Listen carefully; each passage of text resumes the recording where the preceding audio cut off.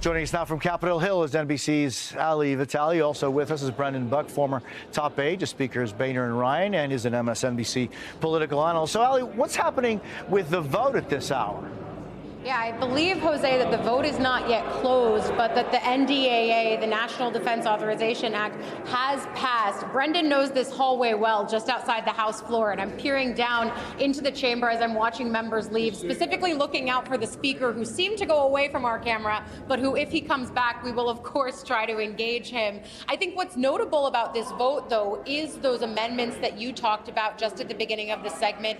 By putting those things in, it put the National Defense Authorization Act, which is typically bipartisan, into flux for Democrats, many of them saying that because of what we saw from Republicans on abortion-related expenses, trying to get the Pentagon to change its policy there, on being against transgender surgeries and healthcare in the military, on hormone treatments, things of that nature, these amendments made it so that most Democrats could not vote for it.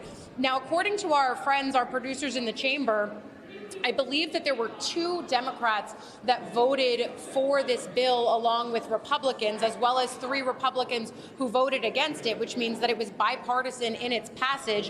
One of those Democrats that did vote for it is a frontliner in New Mexico, Gabe Vasquez. It's just a reminder of the fact that for a lot of these members, this is a district-by-district vote, and it does really play back in their home states. So you have to think about the frontline politics of this as well. Now, of course, that this has passed the House, it goes to the Senate where, look, the same problems exist there for Democrats and some Republicans who don't like some of the amendments that are more controversial in nature that House Republicans push to include. We don't expect many of these amendments to pass. I think this bill is going to look different inevitably when it comes back to the House. But once again, it's an example of something that should be sort of a non-issue in terms of passing an NDAA through Congress, and just how tense and tough it is in this state of divided government, especially with Republicans pushing for so many hot-button priorities to be included. And so, Ali, what's the process now for the bill? You're saying it comes out of the House, it goes to the Senate, then it goes into a conference?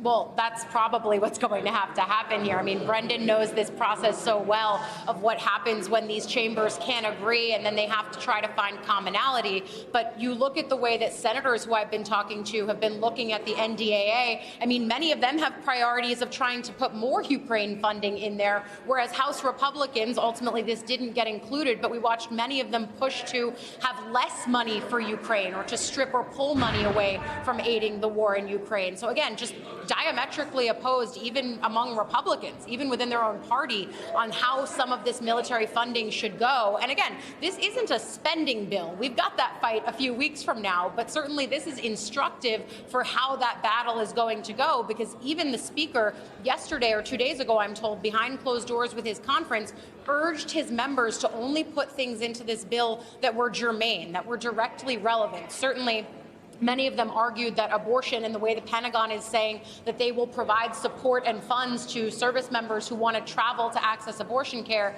they would argue that military and abortion access are now inextricably linked, which partially explains why we're seeing that amendment in this bill. But again, the Speaker tried to avoid some of the more controversial things here, and any controversy that was avoided in the short term, again, we're probably going to see it in the fall spending fight. So it's far from the end that we've heard of this.